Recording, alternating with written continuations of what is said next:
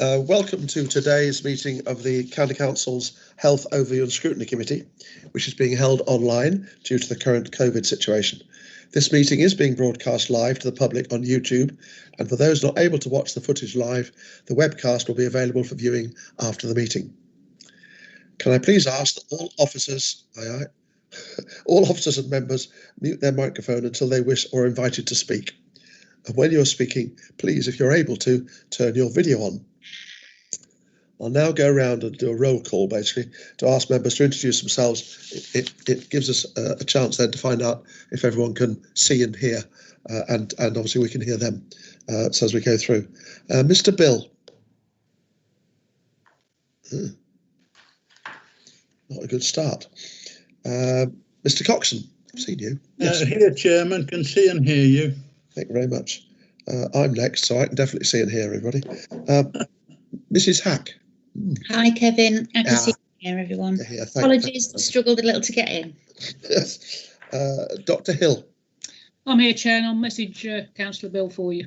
Thank you very much. Mr. Morgan. Good to see you. Hello there, Chair. Good evening. Oh, sorry, good afternoon. It's not evening yet. It is even I was thinking about the end of the meeting rather than the beginning. Yeah. Mr. Orson. Thank you, Chair. And Mrs. Page. Still drying her hair, obviously. Anyway, I'm sure she'll join us later. And Mr. Parton. Afternoon. There he is. Not drying hair. Very good indeed. See if I can get everybody on that's better. The large gallery. I like to have everyone expanded. Go on, move on. Right. We also have the Cabinet Lead Member for Health, Wellbeing and Sport, Mr. Lee Brecken, with us as well. Which is, good afternoon, all. Very much. Thanks, Lee. I have now joined you, Chairman. You have. Thank you. Yes, I've finished drying my hair, and it wasn't that we were waiting for your clock to slip. That was right. me. Yes. Yeah. Thank you. We've missed the clock. Right. So moving on, minutes of the meeting held on the 13th of January. I propose that the minutes of the meeting are taken as read, confirmed and signed. Is that agreed? Yeah, I'll second. Chairman. Nobody upset. Right, thank you very much. It's good. Question time. I've not received any questions from the public. Item 3, questions asked by members. I've not received any questions from members. 4, to advise of any other items which I've decided to take as urgent. There aren't any. Declaration of interest. Do any members have any interest they wish to declare? No hands up. No. Thank you very much. Declaration of the party whip. Do any members have any declarations of being whipped? Oh, very good. Thank you very much. There are no petitions presented under the next item, Standing Order 35. So we move on, therefore, to item 6 on the agenda, which is the paper on recommissioning of domestic and sexual violence and abuse services. It's on pages 11 to 14 of your pack. And I gather Mike Sands and hopefully Joshua, I've seen her there, will take us through it. Thanks, Mike. Yep. Yeah. Thanks, Chair. So yeah, it's a very quick introduction for me because I'm just going to hand over to Joshua. But as you said, the purpose of the report is to bring to scrutiny the latest on our plans for recommissioning DSVA, domestic and sexual violence abuse services. I guess with a reminder for me first before I hand over that actually it's only relatively recently the responsibility for commissioning services transferred from community safety / children and family services over to health, which is why I think it's the first time that we've had a specific paper on this to health scrutiny, but clearly there's a background to this in terms of work that came in front of CFS scrutiny and also scrutiny commission. But I suspect we'll pick that up once we've gone through the paper and opened up for questions. So I'll hand over to Joshua if I may. Thanks very much, Mike. Yep. Good afternoon. Hello. Good afternoon, all. So the report, as Mike said, provides details of the recommissioning of domestic and sexual violence and abuse services and the proposed model. A report was previously taken to Cabinet on the 8th of February 2019 by the Director of Children and Family Services, and that detailed the recommissioning work undertaken to date. And we sought approval at the time to consult on the proposed structure for the new service to be commissioned across LLR. So as Mike has said, the overall strategic and operational function for domestic abuse and sexual violence and abuse services sits with the community safety team, within Children and Family Services, the Public Health Department now leads on the commissioning. So the current service, the way that that's currently provided is that it's jointly commissioned with the Leicester City Council, Rutland County Council and the Office of the Police and Crime Commissioner, with Leicester City Council managing the contract on behalf of all of us. The service is provided by United Against Violence and Abuse, which is a consortium of voluntary sector providers.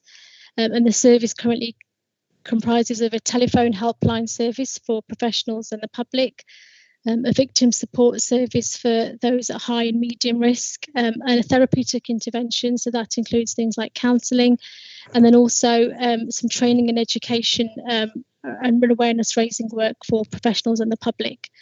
So the total contract value is a little over £1 million per annum. And in addition to this, we also commission a service that provides support to female victims of domestic abuse within a refuge setting. And the total funding for that is just short of £120,000 per annum. The contract for the current service was due to end on the 31st of March 2021, but this was extended to March 2022 due to the COVID pandemic. The way that we've developed the new model has been to allow some flexibility and control of specific elements of the commission service, so to provide some more local provision based on local need, and also also to enable us to do some more local contract management and performance monitoring, which we haven't been able to do with the current provision. But we also wanted to maintain the coordinated approach to delivery. We undertook a 12-week public consultation during the autumn of 29, and that showed good support for the new proposal. So in terms of what the new proposal is, there's 5 service elements with Leicestershire's funding contribution totalling just under £386,000 per annum. This isn't a cut to the service, that's a similar amount to what we're currently funding.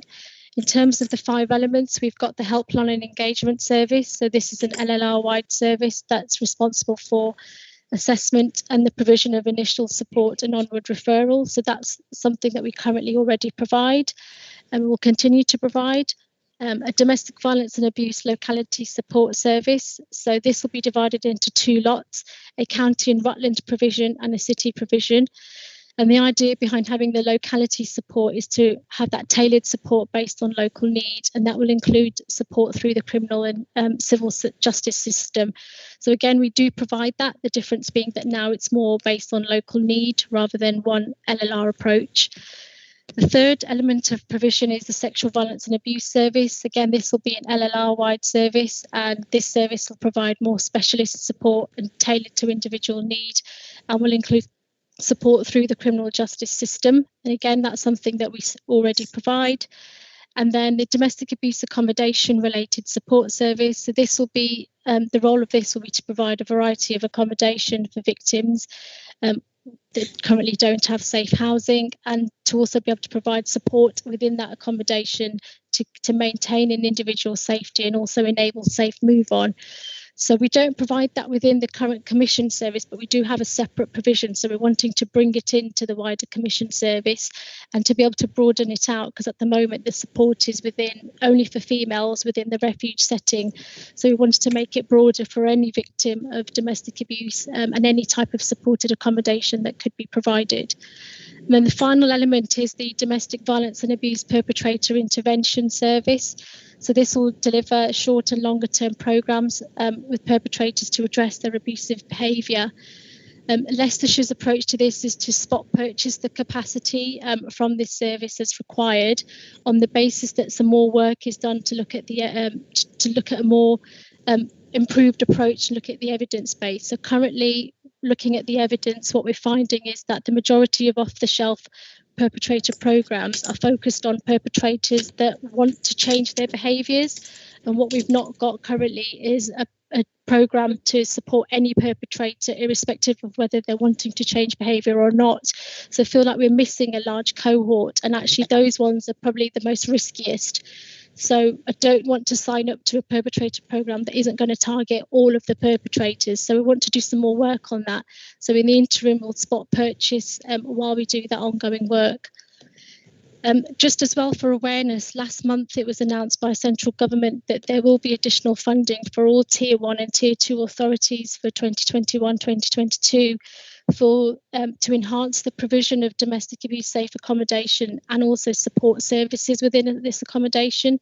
So the allocation that Leicestershire has received is just over £1.1 million for the year. This work will be led by the community safety team within Children and Family Services. And we've still a governance structure and a working group is being developed, and of which will be a key, public health will be a key member. So that work will be driven forward, and part of that we will be looking at the current gaps and the evidence base and the service provision that's needed alongside what we're currently commissioning. And that's it from me. Thank you very much, Joshna.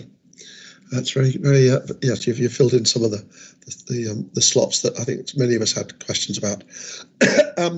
Amanda Hack.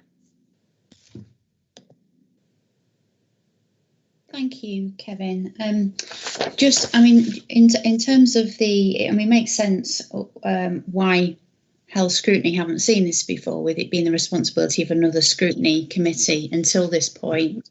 I think it would have been useful in terms of the background to maybe have pointed us to the last time it went to a scrutiny, because we weren't really aware of that in terms of the outcomes, what was expected last time round. I think the particular issue or the concern that I had was just a bit more detail on the perpetrator interventions and the spot purchase that has clarified that point. There was just a couple of other questions that I had, if I may, please. Obviously, one of the issues with regards to domestic violence in the home is there isn't always the ability for the victim of domestic violence to move because they might own that property. So what kind of service is looking around rehousing the perpetrator or the work that goes on to protect the woman? Because there's certainly or the man, it doesn't matter, the victim can be either. What kind of interventions are put in place to protect that person in their own home, and particularly around any capital intervention of safety measures such as safe keys or alarms, that kind of stuff? Is that included within this particular service? So we would have assigned that to our accommodation related support service, but I think that's a bigger piece of work around the new funding. I think that's where we see that new funding being key, where it's not simply just a refuge accommodation, it's people staying in any type of safe accommodation, whether it's their own home, a separate a flat or refuge. So I think that's going to be part of the ongoing work that we do on how we utilise the funding that we've received. I think if I can come in, I think it'd be fair to say if we'd have done this item this time last month, we would have had a conversation about existing services and where we might go with the additional money that's coming in. But clearly the Severn Everard case, I think, has probably got us all profoundly looking at what we do, not just around domestic violence and sexual abuse, but a whole range of issues and services around keeping women safe and around our attitudes to women, speaking as a male.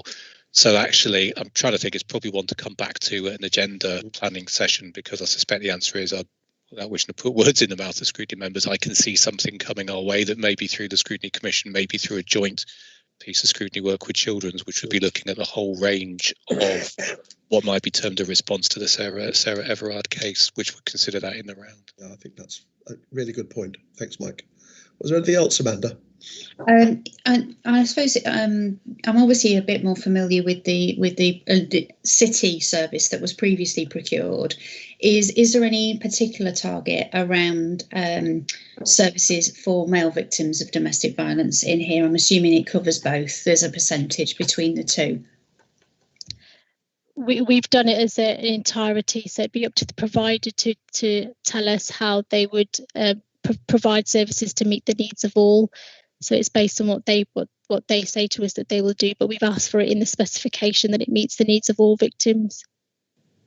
Lovely, thank you. Thanks very much, Amanda. Rosita, I see you're with us. Yes, and can you see I've dried my hair? Okay, I've got rather a lot of questions. First thing is, I was extremely disappointed that it was such a short report, and I felt we are not scrutinising, we are just, getting something, and you put some meat on the bones, but it's very much still an update. So I'm not sure how and what we're scrutinising. But what I'm concerned about, and you've in part answered some of the questions, Councillor Hack was talking about the city. Can you put something more to it? The service level agreement, does that also cover the rural areas? And, how is that geographically? What's the geographical spread on services provided? But my main thing is, it is the objectives, because whenever you have a contract and a big piece of work, it is the objectives. What are the objectives and how are the outcomes monitored and measured? Now, that is for me something we should scrutinise at a later date. Now, also, there are so many stakeholders. So how are we dovetailing all of the services to ensure that they all meet the objectives, have an outcome, and that there are no repeat of things which are being done? I also understand that the police, and I know PCC is a leader in this provision of services, but how do they engage or with further stakeholders, for instance, the community safety partnerships, who are sitting right at the bottom of this pyramid? So, how is this contract being delivered on the wider scale? Hang on, you've dealt with the male one, you dealt with the female one. Yes, I'm done on that, I think. So if you can answer me, that would be greatly appreciated. Thank you. Thank you. So in terms of the geographical provision, again, that's something that we've put in. The idea of having the locality support services to have that provision across, because at the moment it has been more city-based, city-centric. So we're trying to pull away from that, which is why we've done the locality support service around the domestic abuse provision. So we're wanting to ensure that the provider is able to meet that reach, and part of their bid submission will be to tell us how they're going to reach all of our residents, and that's how we will score them. In terms of the wider stakeholders, we've done a lot of that work already. When we built the proposal, as Mike said earlier, as part of the consultation and building what we did a huge engagement workshop way back in 2019 before we got to the model. It's just with COVID, a slight blip coming in the way, that it's just that this has been, it feels like it's a bit more historic, but we did lots of engagement workshops. We brought lots of partners to the table. They helped to shape the model that we've got currently. And then we went out to a formal consultation after that proposed model was developed. And that was part of the engaging with Scrutiny Commission as well at that point to seek feedback. So there has been a lot of work. And in terms of the engagement of community safety partnerships, that's been a key bit. And I regularly feed into the Community Safety Strategy Board as well as coming to Health and Wellbeing Board. So there is that link across all partners. And should we just pick up on no, hang on. Objectives and outcomes, and how are they monitored?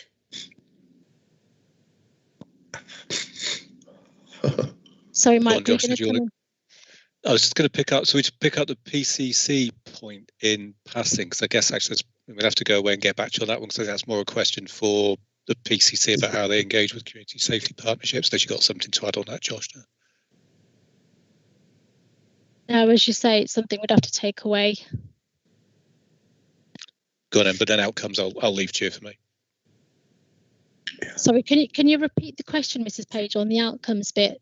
don't think I've noted that one down. With everything like a service level agreement and whatever, we are setting certain objectives. So, you know, so have we kind of got an overall objectives? What are they? And how are the outcomes measured and monitored?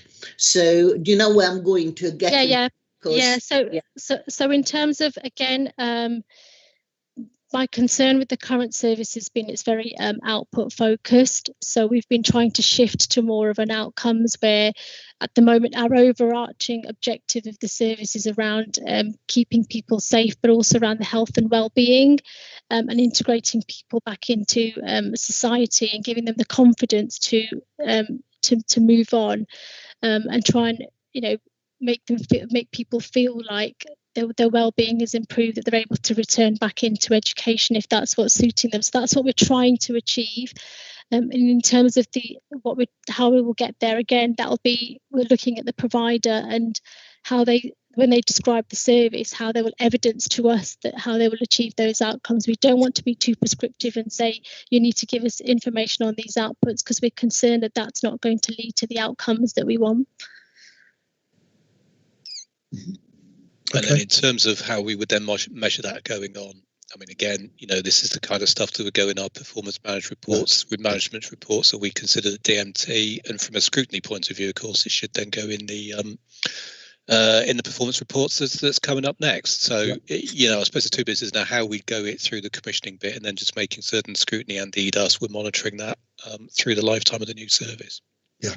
And just to add to that, I think the moving over to the more localised provision will help us, because at the moment with the current service, it is Leicester City Council that manage everything on our behalf. So it's just a little bit more difficult to get that information, whereas now we'll have direct contract management meetings and performance management data that comes directly to us for our residents. Yeah. So if the city, if you indulge me, how are the finances allocated then? How do you ensure there is an even spread that goes, say, for instance, well, you know, an even spread of finances to ensure that the services are delivered grassroots, bottom up, so to speak? I don't know what Joshua would say. I guess that's one of the things that we try and shift, isn't it? So don't really want to get into the detail of kind of saying at the moment we put in this much and others put in that much, because you get into kind of commissioning, you know, alerting to providers to how much money you got to play with in the round, is one of them. But I suppose at the moment we are a little bit too hung up on the kind of like, what outputs do you need to deliver and where does the money go? And that can lead potentially, I don't say it does, to an element of cross-subsidisation either one way or the other, because there's always a move to kind of go where the money is. I suppose, Josh, what you'd say about outcome commissioning is it matters less really where the money goes, as long as they deliver on what the outcomes are. I don't know if you want to elaborate on that for me.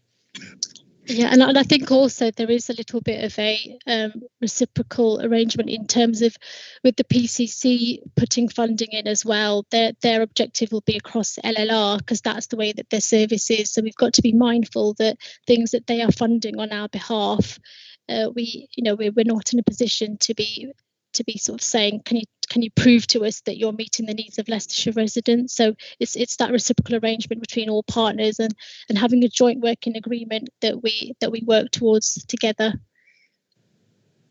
Yeah, thanks, Joshua. Very good. Joe.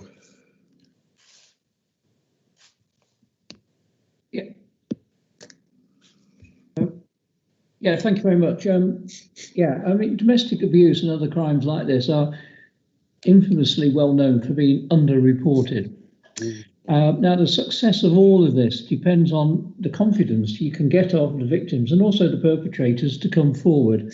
Now, it's a little bit similar to Rosita's question, but coming at it at a slightly earlier stage, you need to have a measure of how that confidence is building. I'm not sure how you would do it, but it's a long haul from a very low base as well to get people to come forward. And it really does depend on confidence that those issues are being dealt with. The police will have the same problems, of course, the reports that go to them for domestic abuse and other crimes along those lines. So, yeah, how do you intend to build the confidence? Because domestic abuse, like I say, traditionally very, very underreported. I think the first element for us is that we're in a strong position in terms of having a lot of our internal public health promotion sort of team that will do a lot of the awareness raising and a lot of our communications work. We've got our local area coordinators that are out in the community as well. So I think we're actually in a much stronger position in terms of doing a lot of that awareness raising and the prevention work. I think the other benefit is that with the service, we're trying to be more local as well. So it's not just seeking support early and giving people confidence to access the service, but it's then getting them to the stage where they can access the service quite quickly and it's accessible to them. Whereas currently, with it being more LLR wide, that's probably been a bit more difficult. So I think it's that two-pronged approach between getting in and having teams on the ground, also working with our community safety partners who will have a lot of that intel, and they're crucial to the delivery of that initial bit of work, and then on to having a service that will be more easily accessible to them. Again, sorry, just to come in, I think it's a very fair point, isn't it? It's that blur between, as Josh just says, hopefully having a more responsive local service, but that there is that, coming back to the earlier point I made, probably the need to come back to a scrutiny body, whether that be the commission or a joint session, with that sense of, if we've got a service in place, that really is only a small part of the story. But the wider work, as Mrs. Page was saying, in terms of community safety partnerships and how do we build confidence, is above and beyond the service. And I guess if there's one good thing for me about it coming the way of public health, is just the ability to focus more with the local authority. So it's not just children's, who would have traditionally done it through the community safety gaze, if you like, and us. It's almost, how do we take a whole council approach, working with partners to raising confidence in a broader programme of work. Can I just make a comment, Kevin? Yeah, sure. Yeah, I don't think it needs an answer or a response either. But to me, I think Rosita will agree with this as well. I think it is vitally important you do work with the community safety partnerships around Leicestershire. They have the feet on the ground, and that is the easiest way to get confidence out there. Yeah, I agree. That's a good one. Thank you very much. And finally, Ted. Thank you very much.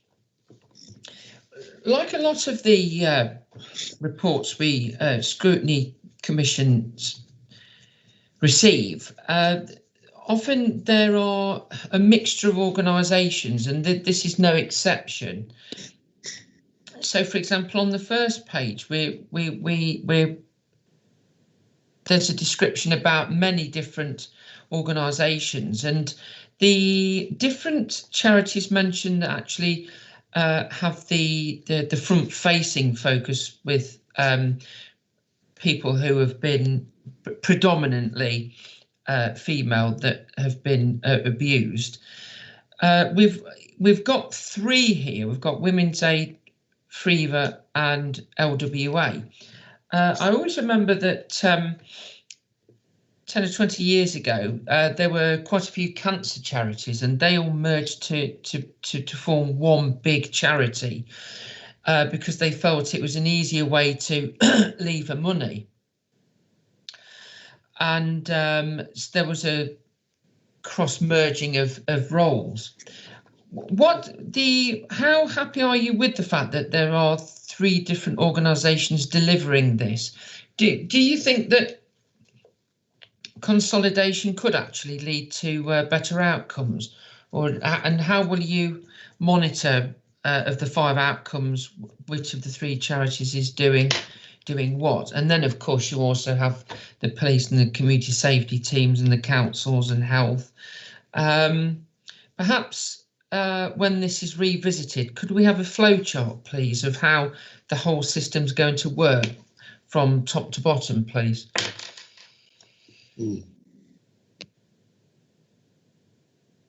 In terms of the roles of having 3 different providers, again, just because of the procurement regulations, you wouldn't want to be sort of implying who would be having it going forwards. I think we've got to go out with whoever bids and scores the best from the service. I wouldn't be in a position to comment on whether it's one, we prefer one provider or separate different ones, because it does depend on their level of expertise. And yes, in terms of a flow chart, again, it's going to be part of the wider Scrutiny Commission work around how this is going to look going forwards, and what the gaps are and how we link in with each other. So yes. Yeah. That would be useful. Thank you. Could the clerk of the committee just make sure that we see that, please, because it would make things easier. I'd originally put a question down about working with the perpetrators, because unless that is done, then this is a service that will never decrease in its need. And also, of course, we can surely expect through the COVID pandemic that Mrs. Page has just put in the chat, that we can actually see an increase because of the tensions with people being ostensibly confined to home for such a long period. So I know other similar county councils do actually have children's and families workers that do work with the perpetrators, either one-on-one or in groups. But there's no figure of funding for how much we will be doing.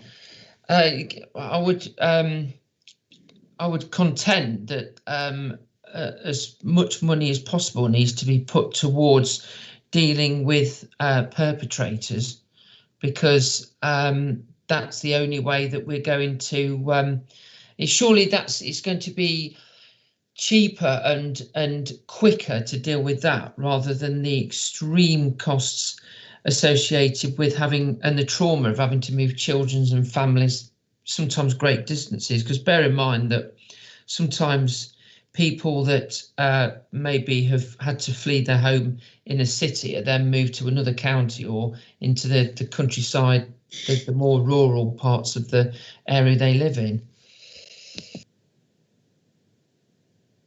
So there is a lot of other perpetrator programme work happening. So there is a lot of work through the criminal justice system and through other means. This is specifically talking about the commissioned service and what we intend to commission as part of the current procurement. And also the second thing for me is, yes, you're right, in terms of a perpetrator programme is needed to reduce the number of victims of domestic abuse, but it has to work. I think having a programme and funding a programme where we're not clear of the success of it, and pulling funding away from victim support into a programme that we've got very little evidence of could be more damaging. So it's about having the right offer rather than having no offer. I'm not saying we're not going to fund anything, but I just want to make sure that what we fund is the right thing. Yeah, quite. Rosita, do you want to come back with something? Yes, please, very shortly. If we're having an increase, and if we are potentially seeing an increase, we need to separate, as I put in the chat, the perpetrator from the victim. So what work is being done with the housing associations and whatever to make, and the districts to make accommodations available, because they are very limited, and I think there will be a big rush onto the housing. And thank you, Joshna. Your wide knowledge is greatly appreciated. Thank you. This is the work of the additional funding that we're getting. I think we're seeing this as a key bit around increasing the accommodation. Nobody's disagreeing around the need to have that.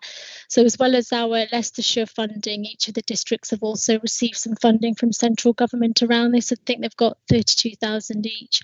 So this is about us, a huge opportunity for us to work together to make sure that pathway, we've plugged every gap in the pathway. So yeah, I completely agree. Yeah, very good. Well, thank you very much. Lots of good comments there.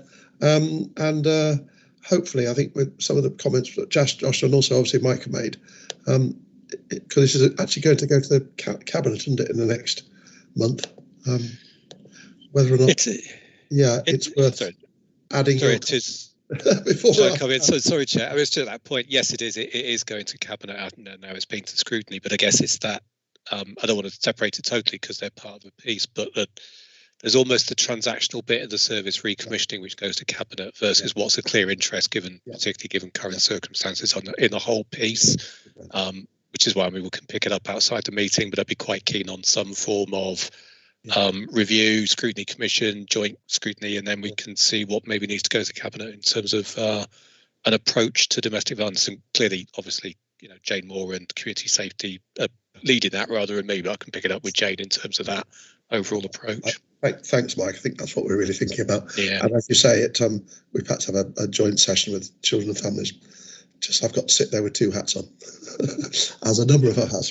Fair enough, the way it works. Right, thank you very much, Joshua and Mike. That was really helpful. Move on, therefore, to item 9, which is the health. We get this as a fairly regular report, slightly different this time, obviously some of the COVID stuff adding. The health performance and the LLR health system governance, which we have, and also going to have as part of this an update on the design groups, which is another term that we've now looks like we've got to include in our vocabulary. Now we would have had, I understand, Andy Brown, who normally comes to these meetings, but I think he's struggling at the moment with he's off work. So I'm delighted to say that Kate Allardyce is going to be our lead today. Okay, thank you. Here you go, Kate. Thrown in at the deep end at the very last minute, but that's fine.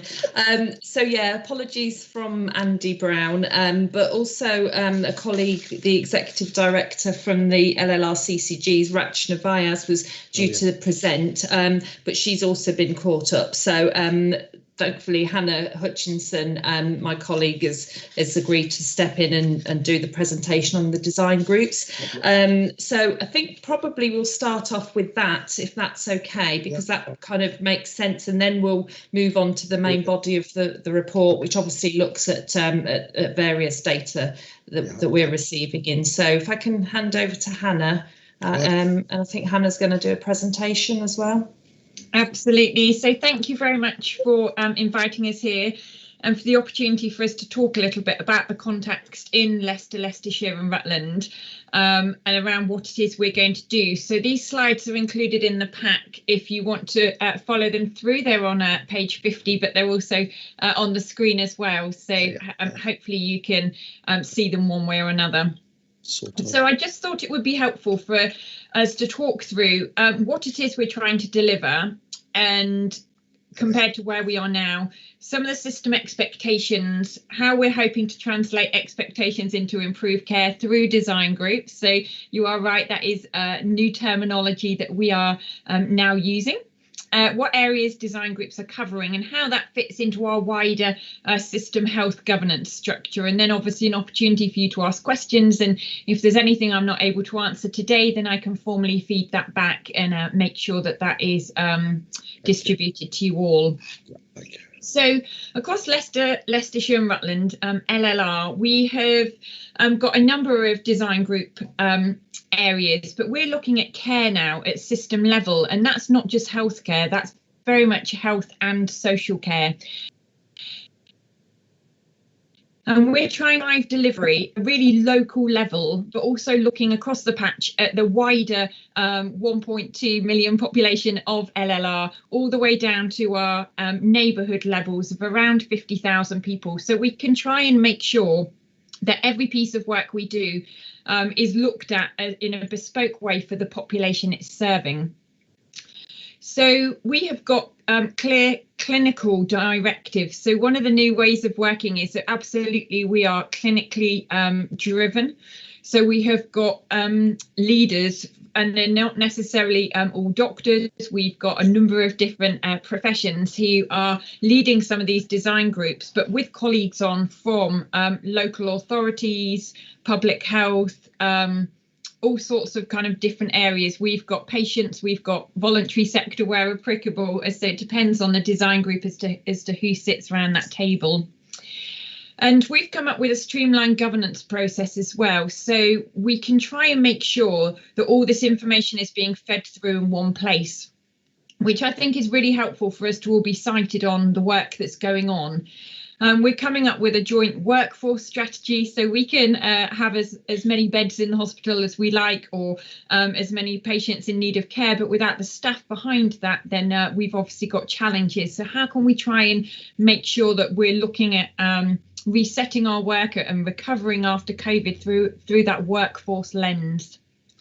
We're looking at a system financial model as well. So trying to make sure that we have got enough money to serve the needs of our population, and how that's split in different ways between different providers. And that's a large piece of work going on at the moment. And again, all of this around demand and capacity is set in the light of the COVID pandemic that we are still going through at the moment. So if you just move on to the next slide. Yeah, this is where we are at the moment. So lots and lots of kind of interaction really from different people and where we're trying to work with this. So as I've talked about, we've got system, place and neighbourhood, as they're now called. There are 3 levels. So system is the whole of Leicester, Leicestershire and Rutland. Place is our sort of local authority area, and then the primary care network area as well. We've got 25 of those across our LLR system. And one of the most important things that we're trying to do is deliver sustainable, high quality services, redesign what needs to be redesigned, reconfigure community and acute services, look at our workforce. Like I say, really make sure that inequalities is built into all the work that we do. How can we make sure that all our populations are served through whatever needs that they have through the current model of care that we've got? So we've got on the next slide our LLR model of care. So some of this is a little bit tiny, so apologies for that. But what we're trying to do is really empower individuals to live a healthy life in our community. So what is it a community needs in order to do this? What is it we need to prevent getting ill in the first place? And how can we try and signpost people to where they should be going and make sure that we've got a thriving kind of volunteer sector around health and care to look at our populations? And I think that's been demonstrated really well in certain areas throughout COVID with communities of people coming together to do that.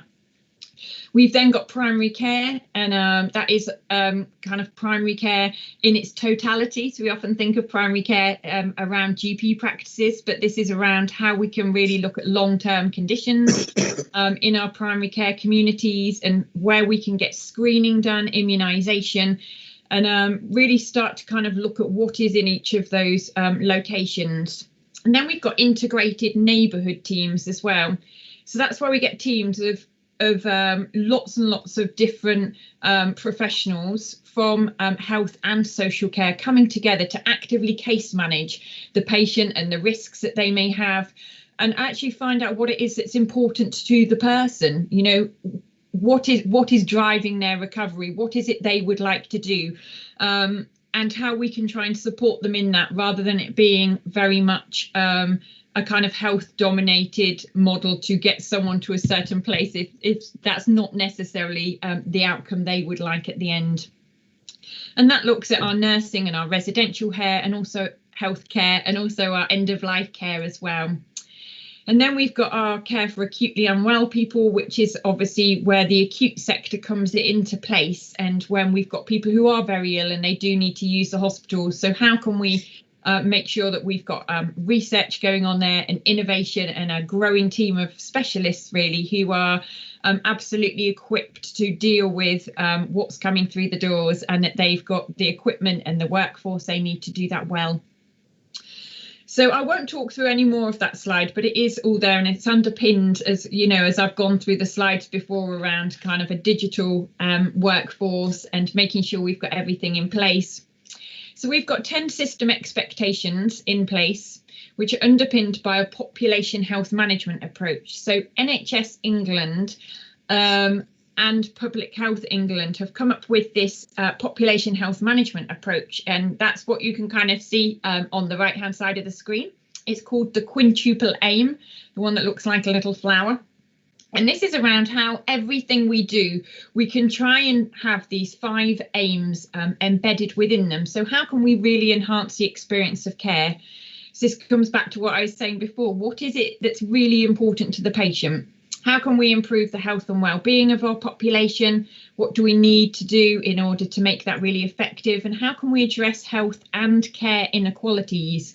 So we know that not necessarily across the whole of Leicester, Leicestershire and Rutland, people are necessarily accessing or receiving care in the same manner because for multiple different reasons. And how can we try and work with those really local communities to give them the care and access that they need? And then we've got reducing per capita costs. So how can we look at being more productive with the money that we've got? So using the one LLR pound, as we call it, and where should that be spent and how is that best to be looked at? And then really increasing the health and well-being of our workforce as well, trying to keep our workforce happy and upskilled and in place. So we've got those two things that work together. And they're quite high level, obviously, you know, things like equitable care for all, it's quite a high level statement to make. So how can we try and make sure that that's translated into improved patient care? So if we look on the next slide, all of these system expectations alongside the data and the numbers and the intelligence, so that information like the report that you're about to see, alongside really good quality of care and being efficient and effective. How can we kind of bring all of that together? So that's where we've come up with our system design groups with health and care colleagues. So if we just have a look at the what the design group purpose is, the design groups are clinically chaired and they're managerial enabled. So we've got people who are able to support them from local authority and NHS. They are looking at improved outcomes for patients. They have an absolute patient voice. So, for example, our urgent care design group, they're going to now start every meeting with a patient story. What can we learn from the patients going through our urgent care system at the moment? And how can we try and change things for the better based on those stories? How can we use intelligence from complaints that are coming through or serious incidents that we know about to just make things better for the patient who are using the services? And that's what we're there for, isn't it? We've got a core membership of all of those groups. If we want to just flip onto the next slide, you can kind of see the bullet points I'm referring to. So we've got a core membership, but we've also got a really fluid membership as well. So there will be people we bring in at times who have the expertise or who would like to talk about certain topics that they feel are really pertinent, areas that they feel that we should be looking at that need improving, and we're always welcome to that as well. We've got quality and finance and contract colleagues as all part of this group. So we shouldn't try and change a pathway or look at what we can do in terms of recovery without making sure that we've got the right people around the table with the knowledge and the expertise to make it happen as quickly and effectively as possible. And all the time, how can we build on learning from COVID? So what's been successful and what's not? And one of the things COVID has really enabled is a move towards digital technology. Some people like that, some people don't. But so what learning, which areas of work do we know that people are happy to actually speak to people more over the telephone or over video? So are people enjoying video physiotherapy, for example, or the video consultation with their local GP? Sometimes people do, sometimes people don't, and it's the learning we can take from that to build on. Actually, if we can look at where we can use digital technology more and more, all of that will help in terms of pollution, people's travel, people's time off work. But we recognise that it doesn't work for everybody, and it's around still enabling choice there. And ultimately, as I've said before, all of this is around improved patient outcomes and a reduction in inequalities of care. So inequalities is one of our key drivers at the moment.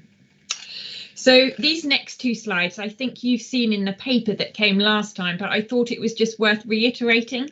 So these are our 9 design groups that we have got, and they cover most of our really key areas of work. And sometimes it's difficult to see where things might fit in. So if you have a patient at risk of falls, for example, where does that fit when we've only got 9 boxes? So a lot of these groups have got subgroups within them. So falls, for example, would be part of your primary and community care design group. And there's a subgroup around end of life and a subgroup around improved ophthalmology clinics and working and bringing some of that care out into the community. So if anyone's got more questions on that, then please do ask. And we've then got a number of enabling groups. So what is it we need to make all of this happen? So we need business intelligence, we need the workforce, we need infection prevention and control, as we've absolutely seen during COVID, and we need system-wide working, clinical leadership, certainly around health, but around communication and engagement, making sure that the public know each step of the way what's going on and why, and can understand that as well. So then I'm just going to briefly touch on some kind of higher level governance. So I've talked very much about the design groups and what it is we hope to achieve. But this is a little bit about just where things are approved. And we've got lots and lots of different committees and boards and groups. And so some of those there hopefully will just help you to kind of see who's involved from a transformation perspective. We've got people there from UHL, from the University Hospitals of Leicester. We've got Leicester Partnership Trust, the local authority. And it's around how we can try and bring all of those leaders together to know what's going on and make sure that this absolutely is a health and social care model. And the next one's got a picture on, which might just kind of show some of the linkages there, really, which I thought it might be interesting for you to see. So if you can't see it that clearly, it's page 60 in your pack. So where does this fit with, for example, place-based groups and health and wellbeing boards, local authority executives and other groups that perhaps we make reference to? So you can see the design groups and the enabling groups in the middle and where things fit together. So the next slide is just very much around how do we get ideas, and we're open to ideas from anyone and everyone really. So sometimes that's really local level, that's the primary care network, it might be really a specialised area of work, but where can we try and get the ideas generated from and agreed? They then go into the design groups, those 9 hexagons that we talked about. And then in terms of the governance groups, they're just the ones that we've alluded to. So it kind of tries to show you at each stage of the way who's looking at what and what their role is. So it makes sure that everyone knows what's going on, and that we've absolutely, for each project that we've got in place, that we have done a quality impact assessment or an equality impact assessment. That it's not going to negatively disadvantage any groups, but absolutely it's going to build up how we can recover our services after COVID, and we can make sure that we're not offering services that are inequitable in any way. And that's really me done. It is sort of open to questions. So I'm happy to either hand back to Kate so she can talk through the performance report and you do them together, or if anyone's got any questions on that specifically, I will do my best to have a go at answering them. Yeah, I'll start. I mean, it seems to me you've almost described, but with different words in it, an integrated care system. And I know we're moving that way. But I mean, is that where you would see this from? I mean, is this sort of the seeds, if I can call it that, for an integrated care system? Absolutely. Yeah, it absolutely is. So that is obviously the plan. So colleagues already who work within the CCGs see themselves as working across the patch. And obviously the direction of travel is that we move to integrated care system. We're looking at in sort of shadow form from April 2021. And all of this is getting us prepared for that, and we have managed to work as closely as we can with senior colleagues in terms of what the ICS is going to look like to be ready for it, really. So the governance is ready to help our working in an ICS. Yeah. No, thanks, Hannah. And the other point really is more a story actually of for myself, just to show, I think, where some of the things don't quite join up yet. Now, I haven't actually seen a GP in face-to-face for years, but one rang me the other day. I'd had some blood tests and he said, a bit worried about one of them, we'd like to have an ECG. Well, I thought, fine, I'm always up for something new. Hadn't had one of those for years as well. So I said, okay, thinking quite naively, that ECGs are done now fairly routinely, quite locally. No, he says, I live in Kibworth, so near Market Harbour. No, he says, got to go to Glenfield. And fair enough, it's the cardiac investigation unit, so I can sort of understand a bit. But I was slightly surprised. However, went up there. Of course, the car parking arrangements at Glenfield are archaic. You have to actually use money to pay for a car park fee. Well, that's great when you haven't actually had a coin in your pocket for the last 12 months. But fortunately, I had a note. So I went and found a machine and shoved my note in. And it was a bit like a one-armed bandit. You pull the lever, and in this case, it was a £20 note, and out came 20 coins rattling out. Of course, the people in the reception behind me were all going, whoa. Bit like you are in a casino. What's he won now? What the £50 note one does it must be. Obviously, after all this little lot, pouring a rain, got my car ticket, sorted it all out. Then went for my ECG. Surprise, surprise! It was very tiny bit raised. My blood, my heart level. All I accepted, fine. But it did underline to me a number of little points in all that lot, particularly about the ECG. And when I went back a few days later, actually have a repeat blood test to see if that had gone down, which it has. I said to the nurse, do you have an ECG? Yeah, she says, but we've only got one and it's a bit old but it hasn't been maintained for a while. And I did just think about that and thought, well, somewhere, obviously, I didn't ask any further about why isn't there one at the PCN? Is there not one at St Luke's down in Market Harbour, etc., etc. But it all, as you were going through the talk, I kept thinking, I can see some gaps in all this, and my experience is just one of them. I appreciate it's only one, but just to show, I think that we're all aware of what's going on and the fantastic work's going on. But I just found a few holes last week. Anyway, that was just by the by. Ted. Marvellous. On one of the slides, it was actually in the slide of the quintuple slide. It says reduce per capita cost of healthcare and improve productivity. So it would seem from that there's a tacit admission that the cost of care is too expensive and that productivity is not good enough. Thank you for the question. So the quintuple aim was developed by NHS England and Public Health England.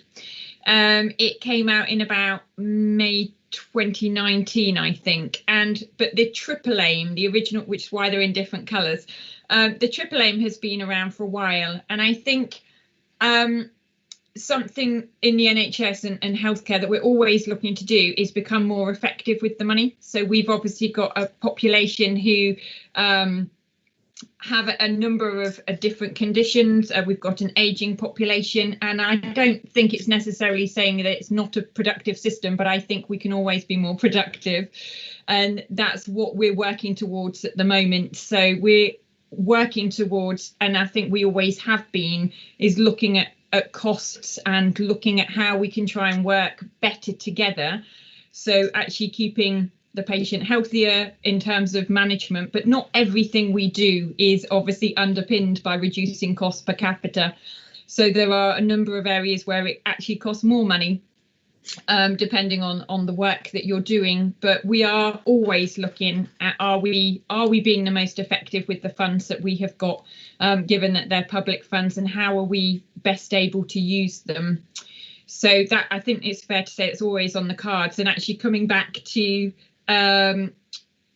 your point, Dr. Feltham, I also live in Kibworth, so I know exactly where it is. And we are absolutely looking at setting up local diagnostic centres, so areas around and about, so we can make sure that we have got an opportunity for, and one of the things on the list is ECG or spirometry, or even kind of some of the local endoscopy potentially. How can we make sure that they are closer to home? So it's making sure that the hospital is used for the acutely unwell and what we can put within the community setting. Some of that will cost money initially, but I think it's around the improvement of productivity potentially there. And I think when we look at the quintuple aim, we're looking at it through both lenses. It's around some of it might be reducing per capita costs, and some of it is about being more productive, either with our money or just with kind of system time or patients needs. Yeah, thanks very much, Hannah. Very helpful. David Bill.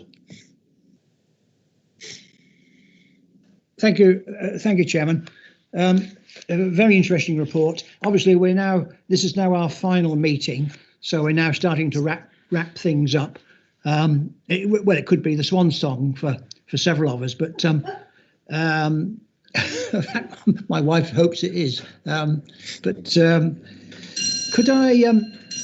Could I just ask for two things that they're probably not associated with this report at all, but they are outstanding to me, and that is I'm still no further forward in understanding what's happening to the hospitals in Hinckley than I was about a year or 2 years ago, because everything has been put on hold, and I'm no further forward with what's happening to the funding of the surgeries, which are now so vital. We're all spending far more time in surgeries than we ever did, and it's not clear to me what the future holds for the surgery network in Hinckley. So, all right, it might not be associated with this report, but at some point I would very much like to get a response to that. And the other thing, and the other thing I'd like to raise, which I think is more apposite to this report, is: are we going to see any kind of report, or will a future committee be receiving any kind of report on what on earth has happened to our care homes? We've had one closed down in Hinckley altogether, and another one is in serious trouble. So if we're talking about care, and we are talking about care in this report, is there going to be any kind of investigation into how have we got to a situation where we've established, or these care homes have been established? In our cases, about two out of the 6 have either gone under or look as if they're going under. Could we have some kind of report at some point to explain how on earth we've got to that situation? Thank you, Chairman. Thanks, David. It won't come to us. It'll go to adult and social care, is my belief. But I mean, it is. That's where it sits. Yes, but I know that. But this is a health committee, and these care homes are being closed down because of health issues, I imagine. Well, that'll still be on. It'll still at the moment come under health and social care. All right. And could clearly, I mean, from the point of view of nationally, that is still something that the Secretary of State is supposed to be producing in his white paper, which is the health and social care system together. So it may well change.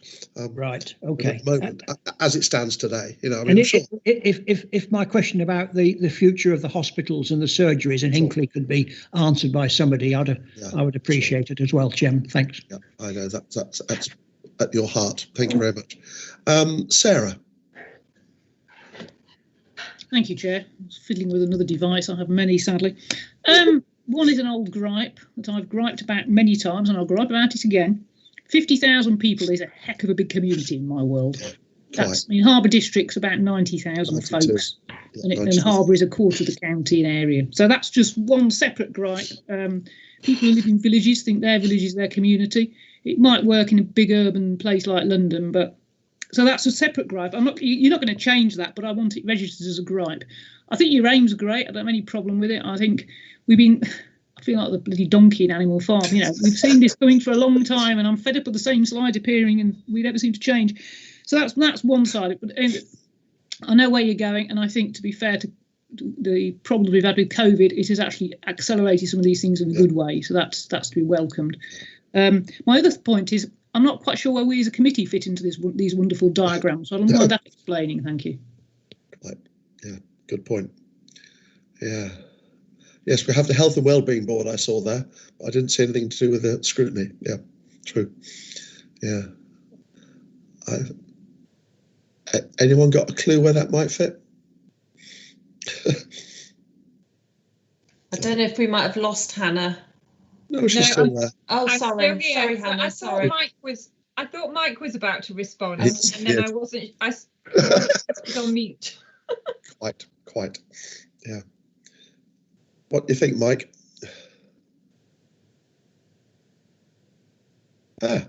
He is muted. You are muted. Yeah. Awfully sorry, double mute. There you go. Where was I? Yeah, I don't know what Hannah would say. I guess I don't want to say it feels like most of my answers today are that's a slightly separate bit, but I guess this sets out the locality sort of wiring diagram, if you like.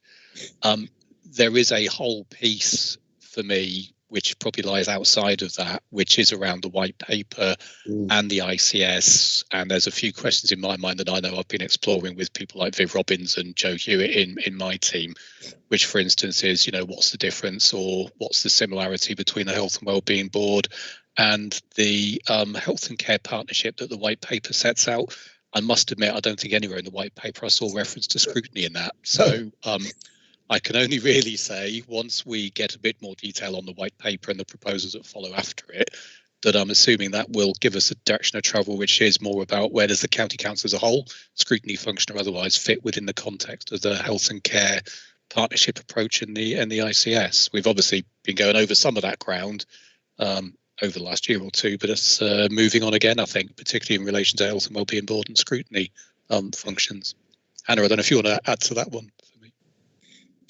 No, I think that about sums it up really, but I can absolutely take that away and ask that question, raise that internally, because we can then make sure it's an ever-changing diagram, trust me, and we're not saying that we've got it right yet. It's the one we're trying to work towards, but I can take that away and actually ask colleagues how we can try and make sure that HOSC are included in that, and that we can add that in as soon as we've got that clarity come through. Sure. No, thanks very much. It's just I'm thinking of deck chairs now being moved. It seems to be always what happens, isn't it? That's lovely. Thanks very much. Amanda. Thank you, Kevin. It was just following on from that in terms of governance. Even the one in the pack isn't great, isn't easy to read. So I'm assuming the box in the centre, the big box, there's all these things about patient and public assurance group, public, and I'm assuming that's patients.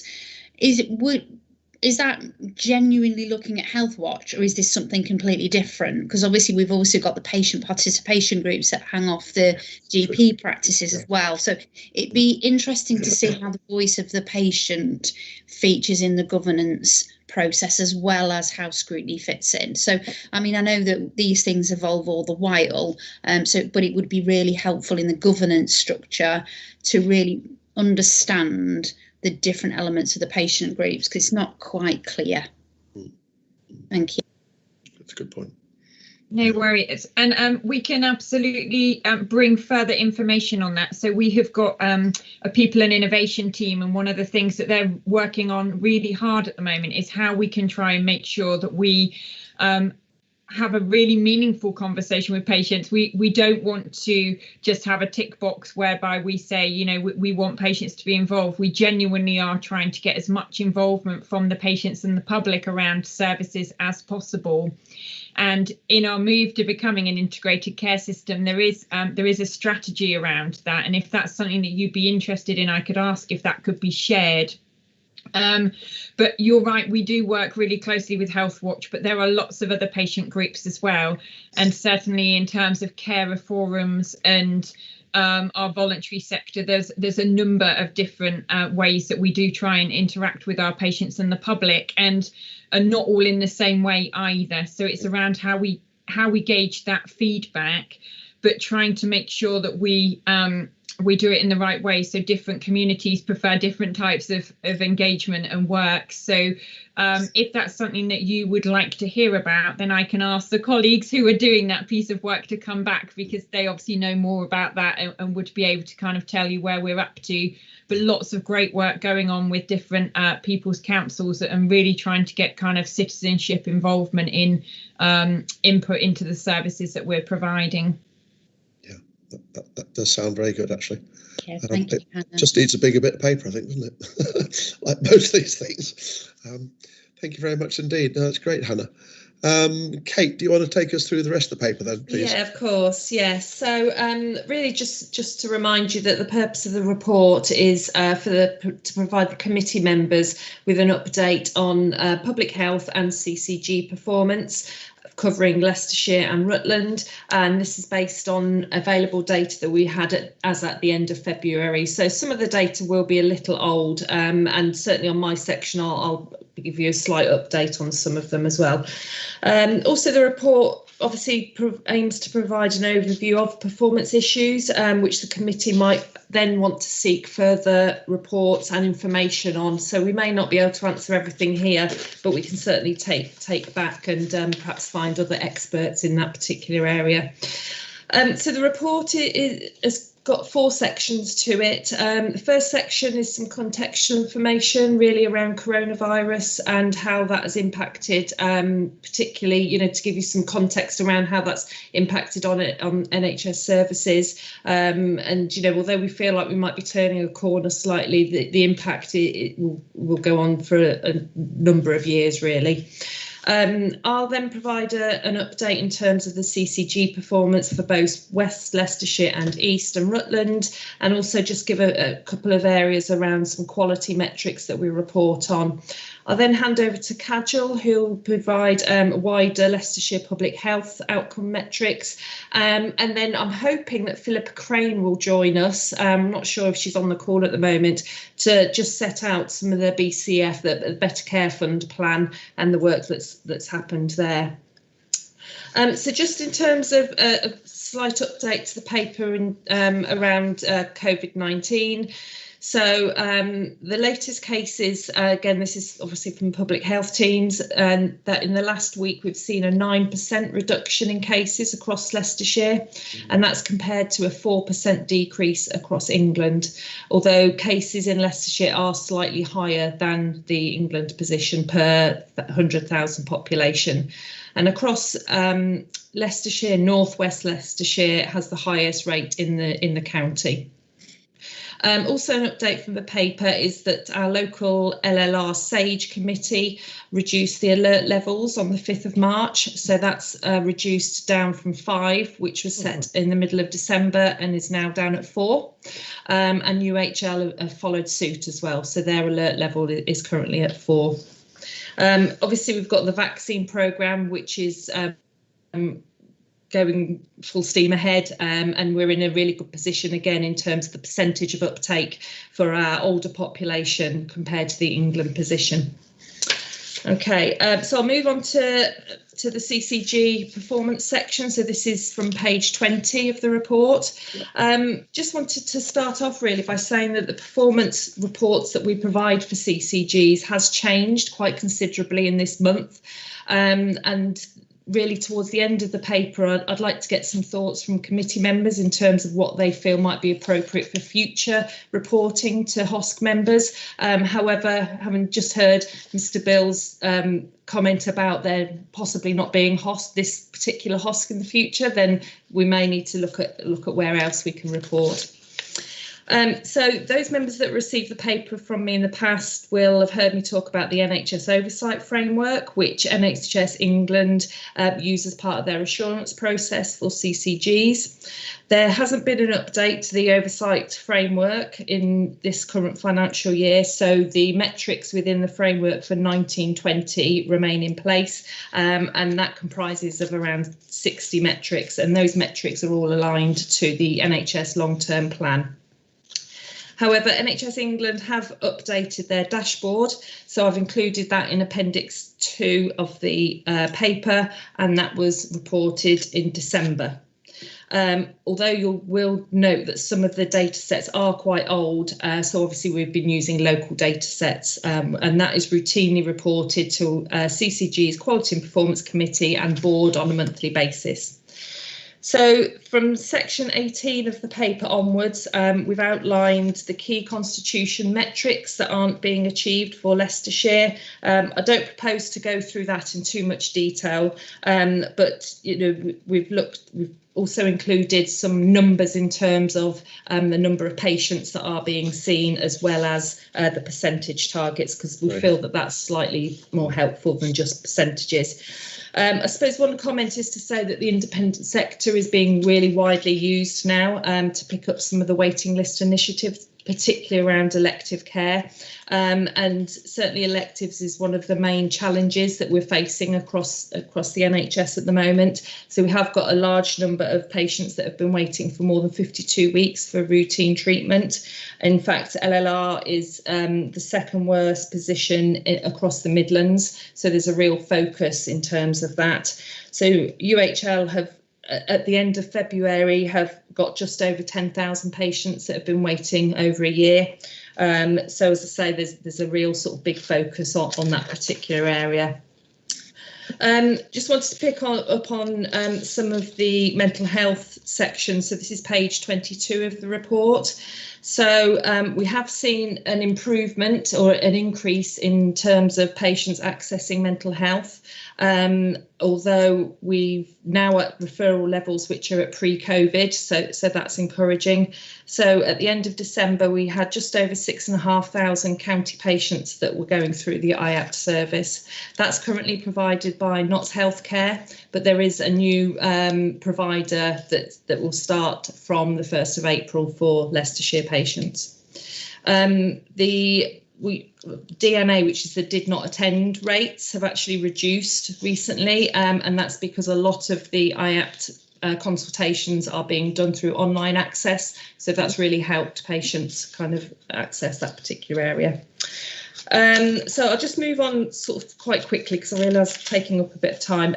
So moving on to page 24, each time we've been asked to present the current cancer weights. So you'll see there that the two-week metrics are were both achieved at the end of December. So again, those of you that sat on the committee for a while will realise that that's really quite good news because we've not seen that for a little while. There is some information there about 2 Never events that have happened at UHL in December. And again, a lot more information is actually included in their public board report. So that is out in the public domain. A couple more bits, just areas of improvement. So page 25, again, the 2 cancer symptoms, breast symptoms, and the 2-week wait for cancer were achieved. Although we do have obviously a number of patients that have waited for longer than 62 days, this is around cancer, we were actually the second lowest across all STPs in the Midlands. So again, although we don't want patients waiting, when we consider it across other similar areas, then we're not as bad as some of the other places are. Again, in terms of cancer, we've got a new metric which is around faster diagnosis. So patients, there's an aim that they should have a diagnosis within 28 days. And we're now seeing that around 80% of LLR patients are getting that, and that's exceeding the national target. Just something around diagnostics. So endoscopy, we're now at 96% of pre-COVID activity levels. And again, that's really good in terms of benchmarking against other areas in the Midlands. And then finally, as I say, I just wanted to mention about any future reporting. So the report that obviously you're receiving now is specific to West Leicestershire and East Leicestershire and Rutland, but the reports that we're really focusing on for CCGs obviously will include Leicester City performance as well. So again, just some thoughts about where that might be, or I can take that offline and perhaps talk to individuals separately. Yeah. Okay, so I'm happy to take questions now, and then perhaps we'll move on to casual section. Is that okay? Thanks. Mike, I noticed you'd put your hand up. Was there anything specific you wanted on this? Yeah, just to reassure Kate that scrutiny will carry on as a body. It's just the membership may change depending on a few things, including the whim of the electorate on May the 6th, as members will be members aware. Yeah, that was the point I was making. It will be our swan song as members. Right. But as Mike said, the work of HOSC will go on because it is such a vital committee. Fits in, though. It is still a little bit confusing about how it all fits in with health, with what looks like 2 different versions of health and wellbeing boards as well. Do we need more HOSCs now? Ted. There we go. Firstly, to clarify that my previous question to Hannah was meant I was playing advocate there. It may have come across as rather harsh. Could I ask you were talking about the IAP service. Could you expand on what is meant by extra training places on high intensity workers means? Does that mean more places, or does that mean more training for the existing staff? Okay, so first point. Yeah, I believe that is actually about more training places, so an increase to the workforce. But I will double check that because I'm not involved in the IAPT contract. So, but that is my understanding, is that there will be more workforce. Thank you. If you could check that, yeah, because what actually is a high intensity worker? If you could establish what their role is, please. I mean, I don't know whether that's people that actually work on wards or delivering telephone service. The other issue is the obviously you're saying that surgery for cancer is taking place in private units at the moment. How long? What's the projected time frame that you'll still need to do that in order to before the main 3 hospitals are safe enough, so from a COVID point of view, to be able to deliver the cancer operations in-house, the surgery in-house, and also to get the number to meet the target and clear the backlog? Yeah, I mean, again, I don't specifically know the timeframes for that. However, I do know that NHS England have asked for for CCGs to produce independent sector contracts and activity levels, so into 21-22 financial year. So we're certainly looking at using the independent sector, into the next financial year. But again, I can check with, unless Hannah's aware of anything through the Cancer Design Group. So if I could just come in there to say that the 3 hospitals are absolutely still doing cancer work where appropriate or relevant, whether that's cancer screening or surgery. All patients are being clinically reviewed and prioritised. So there's still a lot of cancer surgery going on. Where possible, if it is suitable, then we are using the independent sector, but that's in addition to, not instead of, the 3 hospital sites in Leicester. We haven't seen a reduction in referrals at all come through, actually, apart from in April and May 2020. The rates have been the same as the year before, from GPs into hospital for cancer care, or even higher. But we do know that obviously because of COVID, things have slowed down, and we are starting to see this backlog of people come through. But cancer patients will be prioritised, and there is a group of people looking at how we can try and make sure that we start that treatment up again. But equally, for the really urgent cancer patients, they're split into clinical priority stages 1 to 4, and for each of those, either you are being operated on or you're being monitored, and you're still being called on a regular basis by either a cancer nurse specialist or a consultant if you are waiting for that treatment to be in place. I couldn't tell you the exact date of clearing the numbers there, because it also depends on, as we start to come out of lockdown, if we do find that there are more and more people who go to the GP surgeries, and what the increase is going to be in subsequent referrals going to the hospital, if at all. Yeah, thank you very much. Amanda. Thank you, Chair. Just a couple, actually, just following on from Ted's point. We obviously did see a reduction in people coming forward for referrals in April, May, June time last year, and that the numbers have settled back to what we would see as being more regular numbers. Do we feel that we've caught up, i.e. those people that didn't come forward in that 3-month period, do you feel they have come forward, or do we still feel there may be a bit of reluctance to get that treatment? The other question is can I ask questions on the detail of the metrics at the back yet, or is that not? Well, when I mean, you've covered obviously up to the point we're at, Kate. What you were going, you did say you were going to do a bit more, didn't you? On the detail of the indicators. Yeah, so I can try and answer questions in terms of the NHS. It's the NHS appendix. Yeah, that's fine. Yeah. Yeah, no, that's lovely. So, yeah. I mean, it was just really in terms of, sticking in with that theme, is the 1-year survival number is at the period 2017. I didn't know when we were going to get something updated. I mean, this particular term of office started in 2017, and we're coming up for re-election. So it's just, do we know when those numbers are going to start filtering in terms of updating? And again, I don't know if this would be you or somebody else. There's no data in the proportion of people with a learning disability on the GP register receiving an annual health check. Now, that has been reported to us. It is. In a different report. So I'm assuming the data's available. So I don't know why it isn't here. That's fine. So let me take that one first, because that's quite a straightforward one for me. So the Appendix 2 is literally a snip from NHS England's data source. So because it's kind of set out fairly nicely. However, we absolutely have local data on LD health checks. And in fact, it's such a key metric that CCG colleagues get it reported on a weekly basis.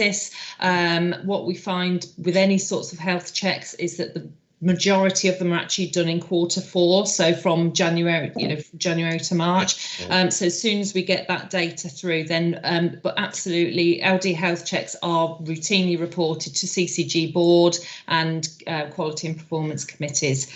In terms of cancer survival, it is very old data, and again, it's really quite a complicated metric. So it takes there's a 1-year metric and a 5-year metric. So once a patient's been diagnosed and finished their treatment, they then start a count of a year. So there's the 1-year metric. Is that patient still alive? And then there's a 5-year, so that's an even older, time frame. So that's one of the reasons. It's an annual metric, so we would expect to see it. It actually might be out around May time, but I can double check when we're next expecting it. But yes, it's unfortunately the way that some of these metrics are measured. It just takes such a long time to come through the system. Yeah. That's great. Thanks very much, Kate. Sarah. Thank you, Chair. This is a sort of, I don't know how much you can deal with this, because if this, particularly this Appendix 2's pinched from somewhere else, you may not be able to help. But particularly for the new committee, whoever they may be, and I'm sure there'll be some of us still here, but who knows, that, you've got things on there where the inner statistician gets upset, where there's no measure of what it is. There's no indication how we fare against the rest of the country. Admittedly, some of the data's old compared to the public health stuff, and it's frustrating. Now, could the new committee at least perhaps be given definitions of these things so they can understand what's measured by it? So what makes red, amber, green? I mean, that's probably easier to do than try and change the table, given that I imagine the NHS churn these out by the bucket load. But it'd be useful to know, for people who are new to this, what's good, bad and indifferent, and what it actually means. How bad you have to be I notice in your financial performance is red. What is a good staff engagement index? Okay, it's got a colour coding, which is useful, but it's just a question, something to think about for people coming to this new. I mean, how they deal with it. Thank you. A list of definitions or a glossary is, absolutely that's fine. Equally, it might be that you want to see the CCG board report instead, because that has a lot more detail. We do a lot more benchmarking. We've introduced some SPC charts so you can see the time, the historic trend, and where you're out of that upper and lower limits. So it might be that is perhaps a better report to bring to future committees, being aware though that it does include Leicester City's data. So that is the downside for committee members. I agree, Kate, and I do think there's going to be certain elements where we can differentiate between city and county, or we're trying to bring in where we know we've got areas of challenge. So that will all be reported, coming back to our health inequalities way of of reporting and the additional information. But it might just help because we have got a number where we compare ourselves to a number of CCGs, either that are deemed to be similar to us nationally or across the whole of the Midlands. And that might just help to give you a bit of a sense of where we're at, even if it's not necessarily got everything in that you would like to see. We can work together, I'm sure, to find a way of giving you the information that you need. But I think you might find that more helpful. And we tend to only report on data through that. We've only just developed it, and we're reporting on data that's really only been kind of published within the last 6 months. So as and when we get new annual metrics, they will be included, but you're seeing much more up-to-date information, because that's some of the feedback our board members gave to us, that some of this can be quite old. So yes, as we put it, we'll pop it in. But I think that report in the future might be quite helpful to either yourselves or colleagues who are going to be attending that this meeting. Thanks very much, Hannah. Yes, that's very sensible. I'm sure you're right. I've got no more questions at this point. Was there anything else you wanted to finish off on, Kate, then? I know we're still... No, not from me. There's the public health, so Padgel's there. Yeah, quite. Hi, yes. Good afternoon. So I'm just going to go through some of the public health indicators on Appendix 3 on page 47, which provides a summary of the public health indicators. Just to draw your attention to a few of the indicators, in terms of areas of improvement, we've seen a significant improvement in the percentage of overweight and obese children in reception year, so those aged 4 to 5. The percentage has decreased in Leicestershire from 19.6 to 19.0, and it remains significantly below the national average. The percentage of physically active adults has also increased from 64.3 to 68.3, and it's now similar to the national average, where previously it was significantly worse. Cancer screening has improved. Cancer screening coverage has improved for bowel and cervical cancer in 25 to 49-year-olds. In terms of areas of concern, we've got the percentage of adults classed as overweight and obese, which has increased. We were previously similar to the national average, but now we are significantly higher.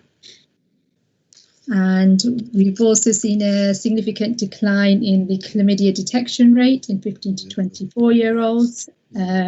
Rates have decreased over the past sort of 3 years, where nationally the trend has increased. And that's all from me. Yep, thank you very much. That's very helpful. It seems to be we're hearing about the same story about the chlamydia every year. Yeah. We got Amanda. Yeah. Lovely, thank you very much. Mike will know that I mention this every year, which is breastfeeding data is still not available, and it's been something that we've been struggling to get hold of for a little while, so a bit of detail in that would be helpful.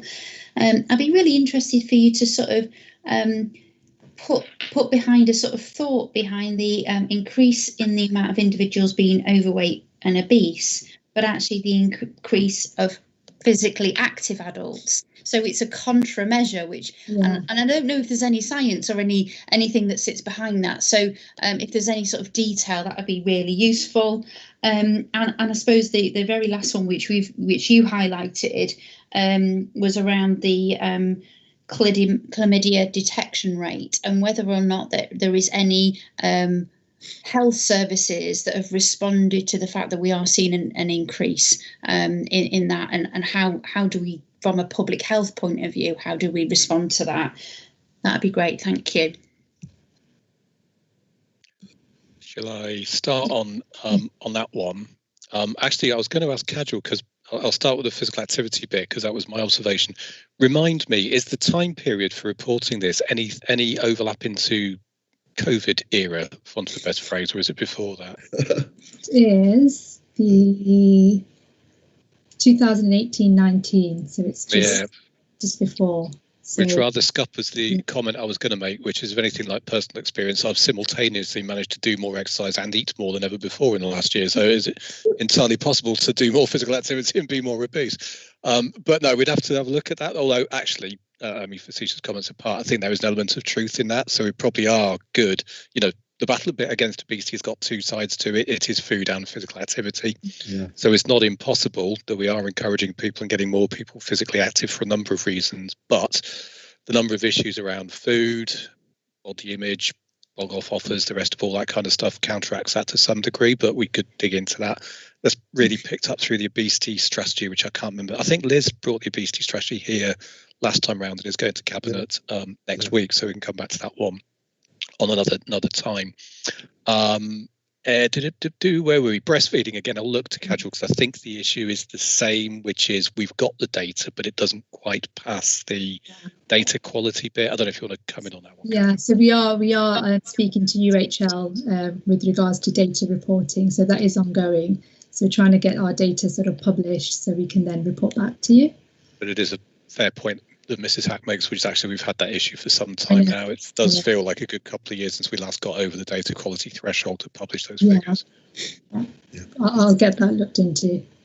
Yeah, thanks very much. That'd be sorry, just going into the breastfeeding one, there is quite a lot of public data available that indicates that the breastfeeding point at which the biggest number of mums don't breastfeed is after actually 20 hours.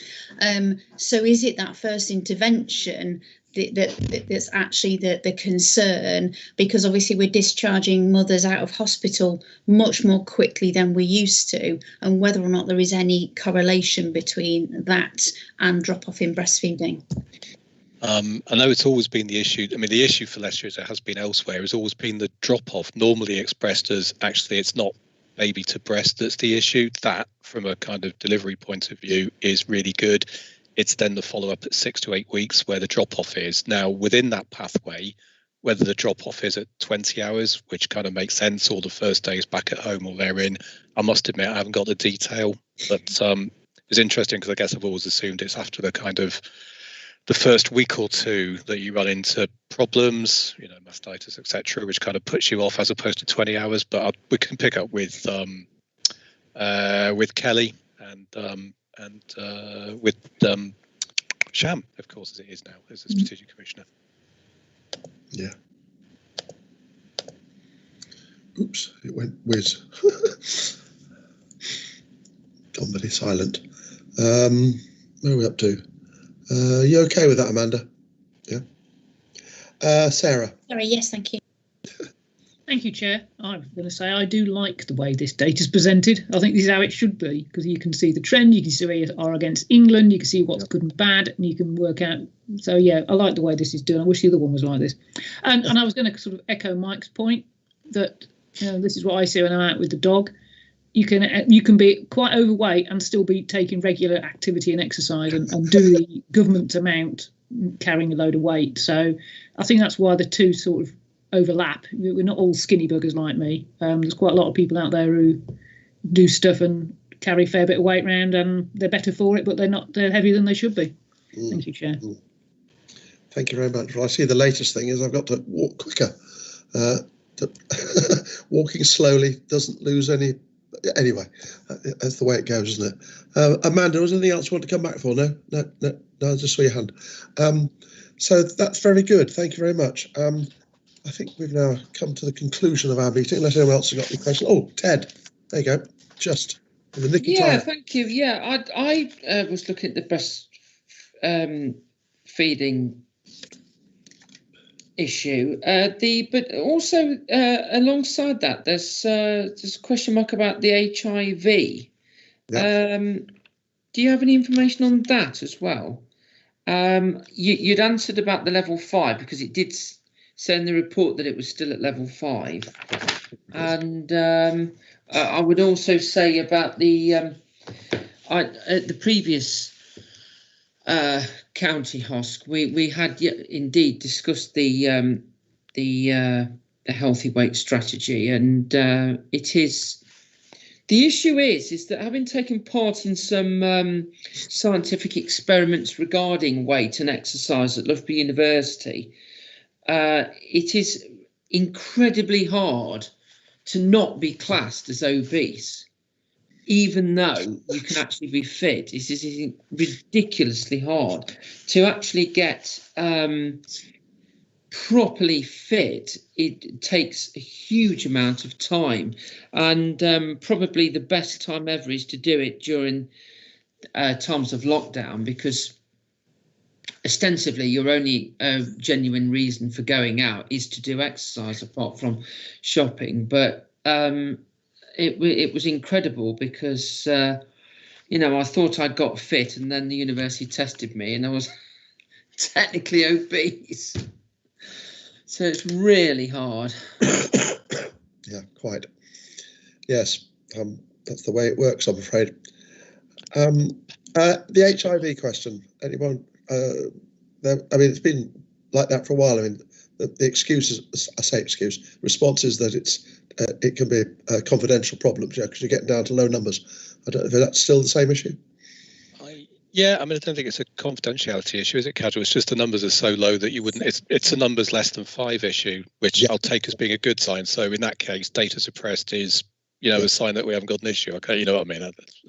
No, quite. Well, no, it's a good problem to have. Let's put it that way. No, absolutely, quite. Yes. Okay. Well, thank you very much. Right, I think we are called to an end of that one. Thank you very much indeed.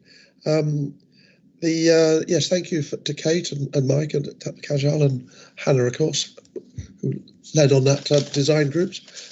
I should remember that now. New name for the ICS.